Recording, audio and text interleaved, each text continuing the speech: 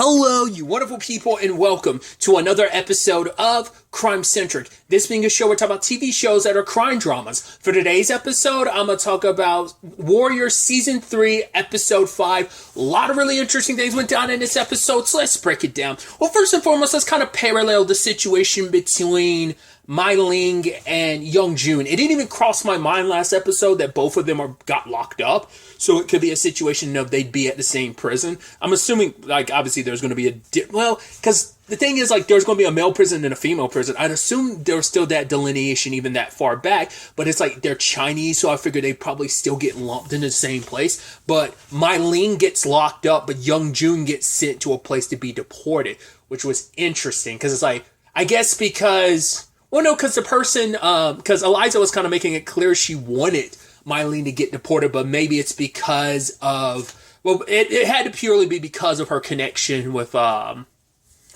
force Mai Ling's hand. It's hey, you've had the guillotine above my head with your blackmail evidence. Now it's the ball's in my corner. Now, if you want to get out, you have to basically fall in line and give me that over, which she ultimately does. But I think it is this interesting parallel that Mai Ling and Young Jun have got, especially in Mai Ling's case, she's gotten the Longzi so powerful, this and that, and it meant nothing because first and foremost, she strayed so far away. The fact is, she tried so hard to expand not just the Longzi, but once again, her own power and influence outside of Chinatown, but it all meant nothing, especially when you're standing out there all alone with no one, not even Leong by your side. Young Jun wanted to run the Tong his way, and now it's right, you mean nothing, because yeah, you're the boss of the Hop Way, but that means nothing when you're locked up. He's oh yeah, I was born here, I was born in San Francisco. It's yeah, the guards aren't going to listen to you because you're just another Chinese person to them. It doesn't matter. It's who cares? We're not going to get so caught up in details because you're Chinese. It doesn't matter. It doesn't matter if you were born here in San Francisco. So it's just that thing of, despite your power and your position, it means absolutely nothing because to everyone here, you're just another Chinese person. So... And Mai Ling getting the same treatment as Sam is that is the interesting thing, that all these seasons later, to be on the opposite sides of things, where it's hey, she's getting the same treatment her brother did back in season 1. But the complicated thing too, and what kind of rubs the dirt in that even worse, is we know what Mai Ling came from, her being, was it Sun Yang, the warlord she was married to, and the terrible things she went through, the abuse she had to deal with, that I'm sure a lot of that came up then, but it's just right, you're so alone. And she became as powerful as she did because she never wanted to go back to feeling that helpless again, and here she is feeling like that again. So that makes that, it rubs dirt, the wounds gotten dirt rubbed into it even more so because of all of that. So, and it is actually despite all her machinations, despite her manipulations, despite her always being so in control, and obviously we've seen lapses in that control over the course of the series, but to see her so fragile is very heartbreaking because we know the circumstances she came from. Like I said, it makes you feel bad for her, despite Mai Ling has time and time again dug her own grave. And it's just she even uses the same words with Leong later on. I made a mistake. It's you've been making a lot of mistakes that other people have to tend to deal with the ramifications for, whether that's, the Feng Kai and Zings more specifically, or whether it's, you kind of going out on your own, making unilateral decisions, which puts Leong in a tough spot because he's right, what are we going to do? We got to use our influence to try and get Mai Ling out. But they're no. The council is we're not going to do that because Mai Ling has been making some unilateral decisions. In fact, she actually invested our money without telling any of us. Leong didn't even know about it. And so for them, it's right, we're doing what's best for the Tong because Mai Ling's only done what's best for her. So even Kong Pak showed his true colors by being right, I have the objective view on this because I'm new to all of this. They have what's best for the Tong. You're torn between what you as in Leong. He's kind of saying you are torn between your allegiances and your feelings for Mai Ling that's clouding your judgment, where it's like the Tong should come first. I mean, it's such a beautiful direct parallel between like both like the Hop Wei and the Longzi going through the exact same thing of our leaders are locked up. How the hell are we going to resolve this situation? And both of them trying to go about things, though each their own way, and both of them kind of spinning because, I mean, it's not like, the problem is Leon's got to deal with dissent amongst the ranks because the top brass, the council, want nothing to do with Mai Ling anymore. Whereas at least Assam is like, no, like him and Hong are dedicated to getting Young Jun out. Like no one in the Hop Wei has been like, yeah, let's leave Young Jun where he is. It's just his circumstances are complicated because getting to him means going through a whole bunch of bulls. It's like we're on their territory. They're the ones armed because it's like, at the very least, if we're fighting in Chinatown, we have home field advantage. We know Chinatown in and out, so it's our place. But here it's like not only do they have guns, they've got ammo that like there's probably like ammo here that they could reload and stuff. So they are in a massive advantage of storming this. It's just going to get more people killed.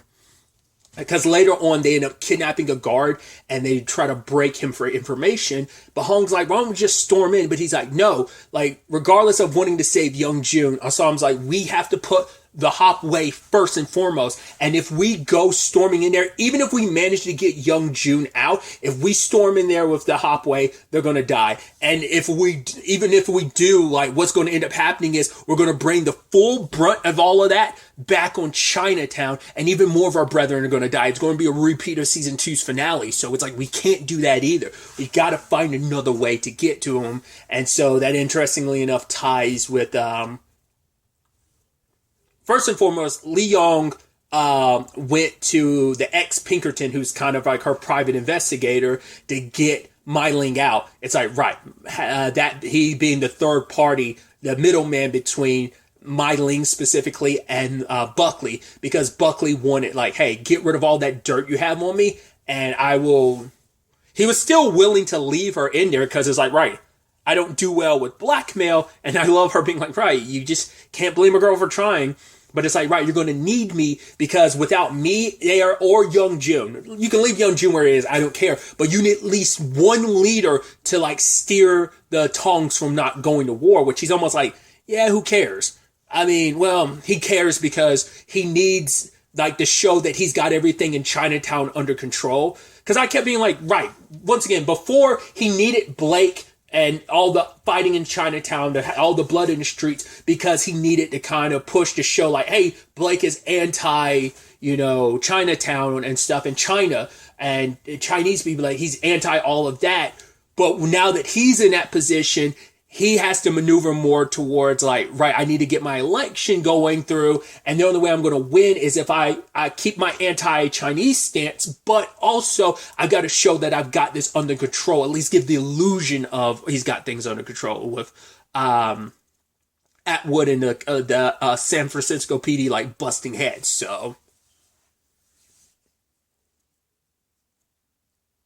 So for him, all the chaos of a war wouldn't be good because it would showcase, hey, I don't have things in control, and it will spiral out from there, and he'd lose a lot more than he's already losing against.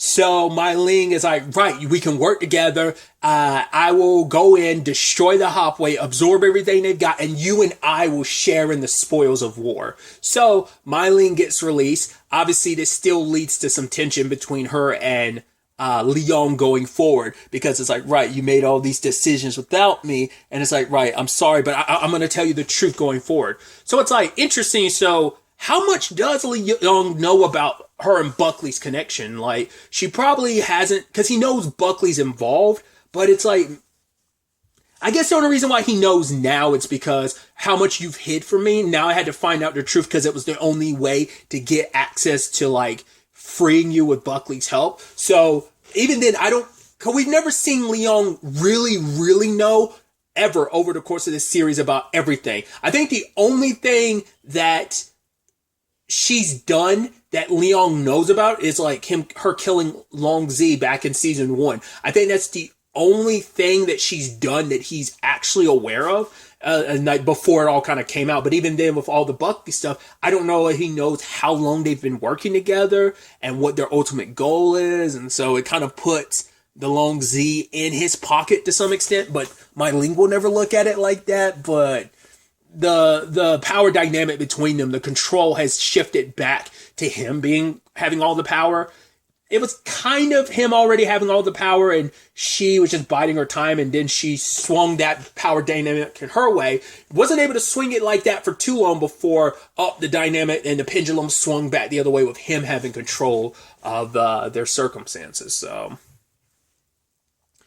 at the same time this was all going down, Young Jun's imprisonment ends up having to come face to face with what the Hopways kind of created of all these victims of people of like, hey, this is someone who lost a brother because fighting amongst the Tongs, wars between the Tongs. He's like, this dude's brother was only 9 years old. Protection money, and it's like when they failed to give the protection money, so and so got beat up. So it's a lot of animosity this group had towards Young Jun, and for him it's like, I had nothing to do with that. I guess it's kind of implying like that was probably decisions that was probably during his father's reign. It's like, yeah, but heavy wears the crown. You take responsibility because you've always been a part of the Hopway. You are the son of the leader of the Hopway, so you get all that smoke.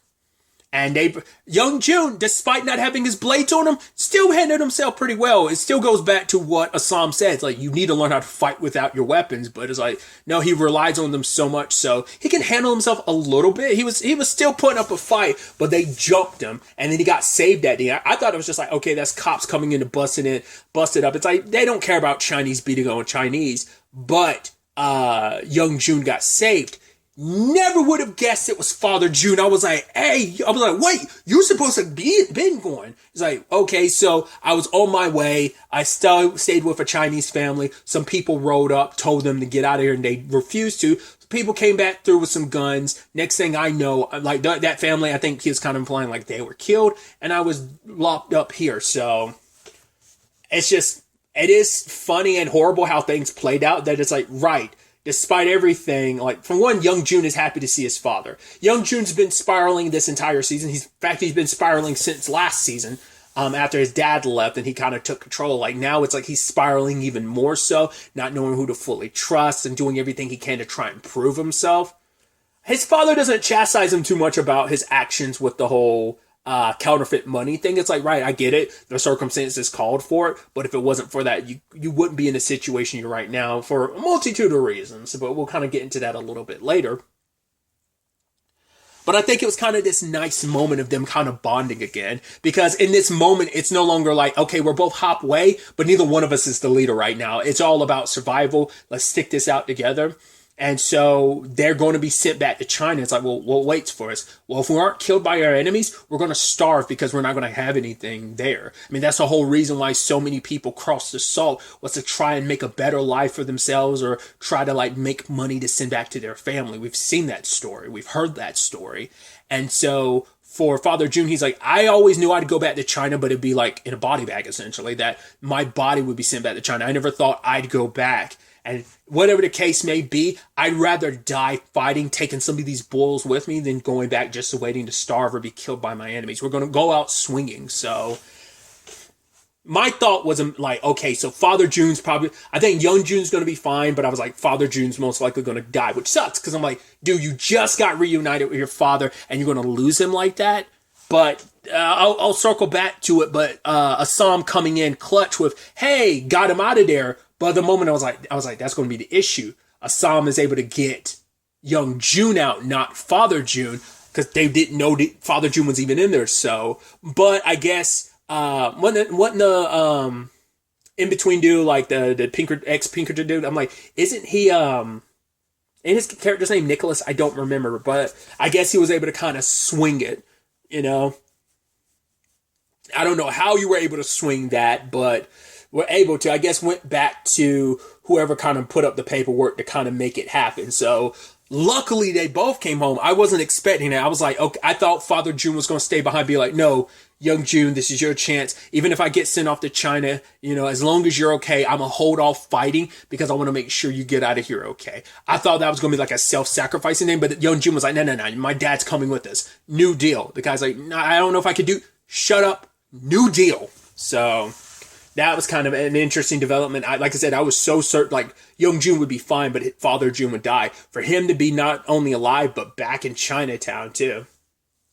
Once again, it's that smack with reality that both young June, Father June, and even Mai Ling had of, we mean absolutely nothing. We have no power, despite all that we do. Being like the Hop Wei, the Tongs, they don't mean shit in the face of this entire country's hatred. Like, our power means nothing, and it is that thing to kind of like humble you. I think Mai Ling was heavily humbled, where it's just like everything you thought you were always so in control, and to have things kind of you're being swept off your feet in a bad way.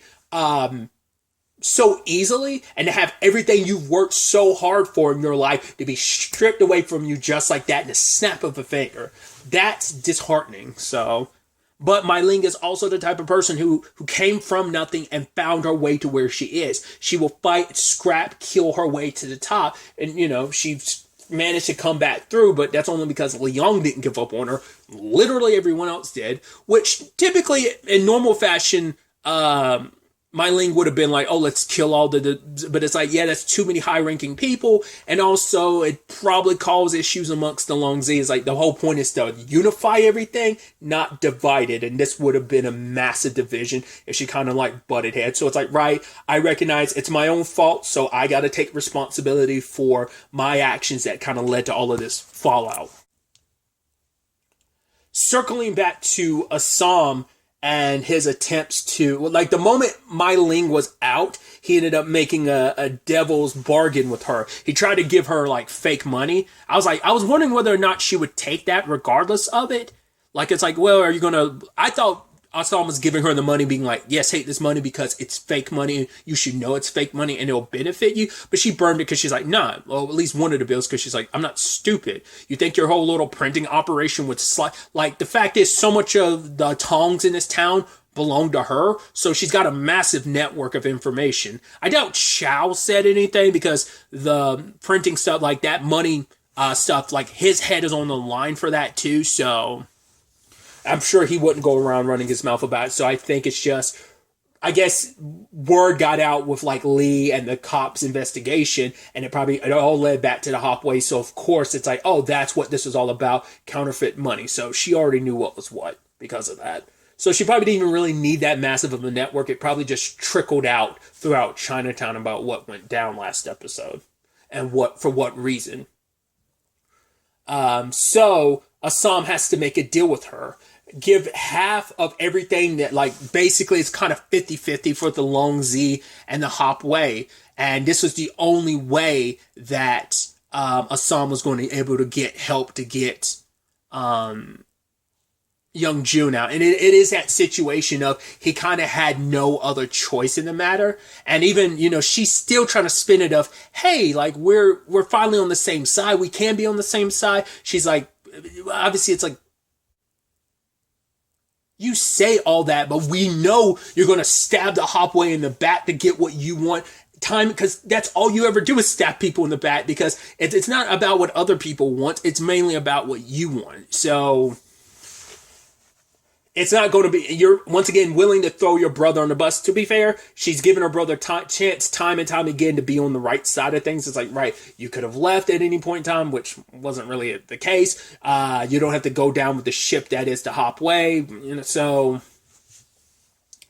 either way, Assam made the deal, and now young June is back. And I was curious, it's interesting, we didn't get to have that conversation between young June and Assam on camera where Assam explained everything. We get the aftermath of, I can't believe you made a deal with her. It's like, Yeah, because Young Jun still hasn't fully forgiven you for the fact is, you hid the fact is that you're her. Like, that was already some animosity. And now on top of that, you made a deal with your sister. Now makes her more powerful, weakened us even more. And he was jumping down to Sam's throat. It's like, right, you should have paid off those guards, every one of them. We can make more money. It's like, well, first and foremost, we're not going to really be making any money right now because the cops are breathing down everyone's neck. So there's no like printing any money right now without it being conspicuous because Yeonmin like covered for us for a bit, but her father's getting chastised. Makes sense. You're one of the only well, I mean, we don't know how many other printers there are in town, but you're one of the main ones at least. It might be the only one in town.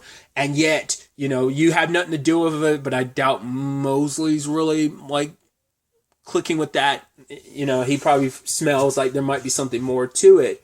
But so there's no like printing any money. And also the amount it would take to like pay off every single guard. It's like, yeah, if I had like 20 days or whatever, but I only had 2 days, you know, before you were going to get shipped off. So I did the only thing I could. And it's like, this is, and Assam let Young Ju had it. It's like, you're the reason why we're in this mess. First and foremost, you're the one that put the money out there. Like, yeah, the cops being investigating and stuff. They wouldn't have found anything if you weren't so willy-nilly handing out this fake money. Like, you're saying, like, yeah, your reasons for it's like to like launder it and kind of get some real money flowing through Chinatown in their pockets. It's like, you should have gone about things slowly, but you didn't. You just wanted, you're so busy trying to prove yourself. So there's that. 2, you also wanted to prove yourself by you should have fallen in line like everyone else. Your men knew, hey, I mean, to be fair, Young Jun gave them the order to, but none of them made a move against the cops. He's the one that had to pray because he's, you know, which is also hypocritical coming from Assam because Assam likes to run his mouth off. He's a shit talker, especially when it comes to a fight. But now it's like, okay, you're the one that started shit with Atwood and that got you arrested in the first place. He's like, I didn't make the deal with My Ling. You did. Got up in his face. Because I love it. He was like, I could have left you where you were and I could have been the one that took over the Hopway if I wanted to. Making it pretty damn clear. Which it's always been there in the back of his mind, but he never would ever do that because he would never want to betray Young Jun. It's like, you are my brother, you are my friend. I would never do that to you. But for you to step to me like this, blaming me, you're the reason why we're up this Schitt's Creek situation in the first place. You fucked up on so many levels, and I've been the one here trying to pick up the slack, just like Lee Young tried to talk to My Ling on multiple occasions about, hey, this Zing and this Zing and Feng Kai situation is kind of the same thing of Assam trying to talk up, but he couldn't, especially because him and Young Jun were in what their relationship was like pre him finding out about Assam and My Ling being related. Like, maybe then that Young Jun would have listened, not the stubborn Young Jun who is so ready to prove himself, which he always was, but he's even more stubborn about it and so distrusting now. So it's all the worst timing and moments for a lot of this stuff to happen. I mean, that's what really kicks up the drama of it all. And just, you can see like how pissed Young Jun is as he kind of has to sit there and kind of take it. I'm curious to see how Father Jun feels when he finds out about the deals that Assam made, but also finding out, he's My Ling's brother. I mean, so how he's going to feel about that. He's not the head of the Hopway anymore, but he's probably going to go back to being kind of Young Jun's counsel, especially at a time like this where it's necessary. Maybe he's still going to leave him out there like, hey, sink or swim. This has got to be your decision. You've kind of got to go on your own. I left you here to handle things on your own, and you got to continue. I'm not going to give my advice. We'll see what Father Jun does in the long run. Going back to My Ling really quickly, she trying to placate Lee Young. It's like, right, I realized I was so alone. We should get married. It feels like one of those relationship things where, oh, we're having a problem, so let's get married or have a kid. It feels like that's her solution to it. I mean, Lee Young wants it, but you could tell like there's this expression on his face where it feels like maybe he's kind of got his own complicated feelings about it. Kong and everything has really kind of gotten to him beforehand. Once again, he is the only one that wanted to save Myling, and once again how she will react to that. It seems like she's got a very composed reaction to that. She doesn't do well with treachery, but to be fair, she was kind of making moves on her own, so she understands why the rest of the Longzi are pissed at her for it. Another story element is the whole situation with Nelly stopping by. And obviously, these are her girls. She cares for each and every one of them, including Lai. But Lai has beef with Atoy because it's like, right, we still haven't gone after him. Like, we were kind of like the avenging angels of Chinatown. That was kind of our shtick. That was our thing. You, me, like a song. We kind of did that. It was kind of mainly like you were doing it before. Then it became you, me, and Assam doing that. And now it's like, right, when we should be striking revenge for our sisters, for the others who died, in Sonoma, we're just sitting on our hands. Because for Atoy, she's like, we're not ready yet. She's like, you're not ready, Lai. Neither am I. We've got to wait before we strike because for one, he's as powerful as he is, but also we need to fix our wounds. We need to build up our strength first before we strike, because we go in there, we're just going to be heading straight into death, because it's also like, right, we are, with us, we're not strong enough. So I don't know if she's going to go to Assam, because she kind of turned Assam away when he was like, right, I can help, but she kind of turned him away. So I think it's also because, to be fair, I think for her, she's kind of running away from all of that now, understandably, all the pain she went through. Because for her,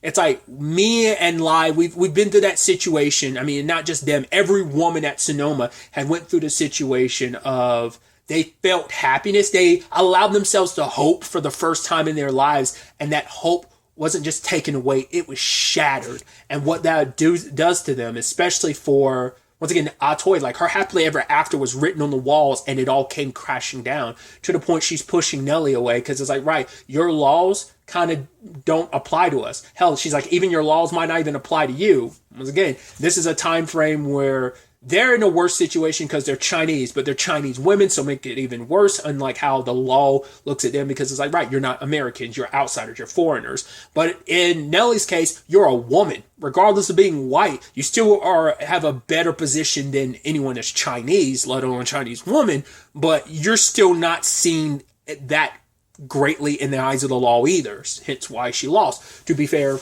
Douglas has like a lot of connection. He even paid off the judge, so that worked in his favor. But now, like, because Nelly wants to say, hey, there's another piece of land a little further north, we can kind of rebuild. But for Atoy, it's like, no, I'm not going to make the mistake again. I think for her, it's like, I let down my guard. I wanted to believe so wholeheartedly that I put down my sword. I need to train myself back up. Because she's put down her sword for so long. It's like, because of that, I wasn't ready.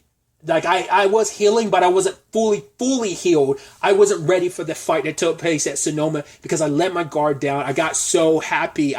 In her mind, it's like, oh, I got complacent. You ain't going to catch me slipping again.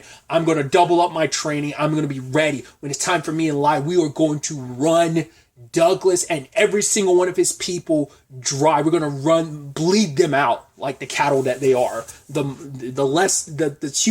scum that they are. The subhuman scum that they are, because obviously, they're the ones getting treated like it, even though people like Douglas are the real monsters in this world. But Nelly's kind of lost everything. She can't get any of the girls back because Atoy's not going to let her have any of them. No matter what Nelly decides to do, Atoy's not coming back and none of those other women, because Atoy's not going to let them. At least before, she was kind of willing to let them, but it's like, I'm not about to do that again. Like I said, I'm not going to be caught slipping again. It won't make the same mistake again. So, and that, like I said, it's a bummer that, but I think it's that thing of when you've had something tragic like that happen, what do? You push people, like the people you care about the most, the people who care about you the most, you push them away, because Atoy is like, I'm burning with rage and I'm biding my time. I'm getting stronger and then I'm going to strike. So we'll see how that plays out. We've got the continued saga of Buckley and Miss Archer. Obviously, Buckley's campaign is not going the way he wants it to. Thayer is still leading and just coming off better because he is a lot more personable than Buckley like feels so rigid, like he doesn't know how to be a human. But for him, it's like, yeah, it's easier to put someone like a Blake out there and, you know, manipulate the situation to go the way I want it to. But it's a lot harder for me to kind of be out there, the face of the whole thing, because he's so used to working behind the scenes. That's where he shines. But, you know, obviously Catherine's trying to like bolster him up. It's like, you don't need to hide. You know, you are so amazing at what you do. So the fact is, you shouldn't have to basically kowtow to anyone else. You should let your genius and how special and awesome you are shine. And they end up doing their thing, which immediately I was just kind of ad-libbing the entire time when he was like unbuttoning her top. And I was like, ooh, give it to me, Walter, give it to me. Type of thing of like, yes, Walter, ravage me. That was my ad-libs to the scene when it was going on. It's like, wow, we've never seen Buckley lay it down. So interesting. So that's continuing to be the developing situation that it is. We also had Bill walking away from his job because he just couldn't stand what Atwood was doing anymore. Because once again, racist Bill, who was kind of a dick for the first 2 seasons, not just kind of, was quite a bit of a dick, but he's grown so much over the course of the show, but even more so in between season 2 and 3, that even he's recognizing, like, he doesn't talk about the Chinese in a disparaging way. He doesn't use that derogatory term for Chinese people. He doesn't use that anymore because he felt bad. And especially when like one of them had taken someone's son, he was like, hey, give it back. He took the son and gave it back to the mom and was like, go ahead, leave, go. I guess it's also because he's sentimental because he had his family taken from him. He knows what it's like to have someone come into your home and bust up everything and threaten your family for no reason. It's like, these people haven't done anything. And Atwood's whole point is like, oh, look at the way they're living. It's like, who gives a shit how they're living? But it's because it's Buckley being on this platform of like, oh, they're spreading vermin and disease because they're so on top of each other. It's like, yeah, because you won't let them live any other way. They have to make do. It's like only 4 occupants are supposed to live in this place, but they're living on top of each other. They're not getting enough to survive on their own. Like, that's why I'm like, it's a catch-22 of like, oh, you're living this way, but they're living this way because of you, and you're making them live that way because they're Chinese. It is just this hateful, disgusting cycle that just feeds itself, and it's like they're the ones that suffer because of it. Something that's not their fault, and they're being like Atwood has the audacity to chastise them for something like, oh, how could you live in this squalor? Blah blah blah blah blah. It's like, shut up, just shut up. And Bill just had enough of it. It's like, I'm not going to be a part of something like this, and just straight up quit. Which, you know, it comes with its benefits that he got his wife back in the end because he ends up talking to Lucy. And for him, it's like, right, I always said that I had the capacity I told you before I had the capacity to be a good person. And that's why he clung to his job so much, because with his job, he kept justifying, like, at least I can do some good with my job. So it's like, if I stayed on as a cop, it justifies me. It means that I am capable of doing good. And so he what's the word I'm looking for? Basically connected like his job with being a good person. And so that's why he never wanted to fully let it go, because it'd be the last ties of him potentially being a good person. But he recognizes like, no, I wasn't a good person. It wasn't a good fit for me, because I've now looked back on who the piece of shit I was with that job. It just kind of fed my need to be a shitty person, to do terrible things. And so for him, it's like, I need you in my life. I want my family back. I'm always going to work for Horace, his brother-in-law. It's like, that's all going to work out. And Lucy ends up kissing him. It's like, wait, did you quit or get fired? He's like, it's kind of all about perspective. It's like, I mean, to be fair, he did quit, but it was already after Atwood was like, oh, just walk away if you need to. It's like, I'd still say you quit. You could have easily just like kept your mouth shut and kept going, but it's like, you quit. So I put that in your corner, that you pulled the trigger on that, Bill. I did like that Lee stopped by his place to kind of clean the place up, because he's like, I can't believe you're living in this filth. He's like, go ahead and tell me you told me so. He's like, honestly, I did tell you so. He's just like, shut up. I'm not the only cunt on this porch right now, Lee. And them kind of laughing. I think it's the first time they've really, really hung out in this capacity and talked like this. sense, because he's like, right, I thought he tried to justify everything like, oh, there was still good work to be done, but he recognized that it's all bullshit. The game is rigged. Like, everything is stacked against you when it came to that job. So he recognizes the BS of it. So that's why he walked away. So, and speaking of Lee, Chow having to try and make this whole situation go away, because not only do they have the whole like, hey, we gotta work to get Young June back, but we also got to deal with Happy Jack, because all this going around, he's going to most likely find out about, hey, we screwed the pooch with him when it came to this money, so, hey, let's get him to deal with two of our problems. The cops aren't going to be as invested in looking into the counterfeit. The only reason why they're invested is because of Mosley and Lee. It's like, if we remove that, they won't really come into town, so we can kind of like get rid of that. And as long as we can appease Happy Jack, we're all good. So Chow was setting Lee up to get killed, which I was like, is Chow setting this up so potentially, like, hey, if Happy Jack kills Lee, cool. If Lee ends up killing Happy Jack, that's also another win. Granted, it wouldn't be, because Lee would still be alive and be able to come after Chow, so it wouldn't necessarily be a win.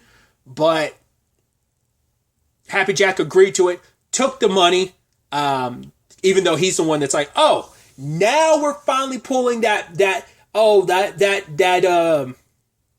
was about to make a Yu-Gi-Oh reference. That trap card you had in your back pocket the entire time, your trump card, essentially. And that was the bounty on Lee's head. I was like, I said, he kept not pulling the trigger on it. And it's because regardless of how he feels about Lee, he knows how Abigail feels about him. And so he's like, yeah, I have my complex feelings about him. I don't like him, but I know how much he means to Abigail. So how do I handle that? So it's like, right, rather than killing him, why don't I just hand him over and just say like, hey, he got caught up in the middle of some shit with the tongs and they ended up killing him. So he gets to spare her heart, but also removing Lee from her life, because Lee brings nothing but trouble regardless. For one, it interferes with his business, but also it's like, you're kind of sweeping my sister-in-law off her feet, and just, you're kind of getting her hopes up about the life she could lead, and it's just BS, and I don't want her like choking, like, and being hurt or heartbroken because of this pipe dream you're feeding her. So that's Happy Jack's way of handling things. Chow leads Lee into a trap. From what we can see, I was like, Mosley's there, so it's okay. Nope, Mosley got shot in the face, so looks like Mosley's dead. Man, it's just interesting how that plays out. Hey, Mosley's partner's dead. He got Lee. Oh, Lee's kind of nope, Mosley's dead, and now it's kind of only on Lee. What does that mean now? Like I said, how much of that was like the proper paperwork put through? Like, with Mosley dead, can he even wipe away any of that now? I'm assuming he's dead, because Happy Jack's dude shot him, and we didn't really we just saw the gun and saw the trigger getting pulled, and we never saw the aftermath of it. I can only assume he's straight up dead. So Lee gets captured. Chow's like, cool, it's all good, but it's like, no, on principle of, yeah, you paid me twice, but at the end of the day, you still tricked me with fake cash, so cool. Chow's attempt to screw over Lee and make things right with Happy Jack just kind of put you in a position. It's like, I guess it's almost karma coming back to bite you in the ass, because of the whole, you tried a kind of similar thing with Zing and that didn't work out. Well, that worked out for you, but this time it didn't. So, of course, Chow's luck was going to run out eventually, but I think that's probably also supposed to parallel the thing of, and I'm sure maybe this will tie into it, he was obviously once a slave, so there might be something kind of like tied into this, that these unlikely people who don't trust each other, who don't like each other, might have to be each other's only way out of this circumstance.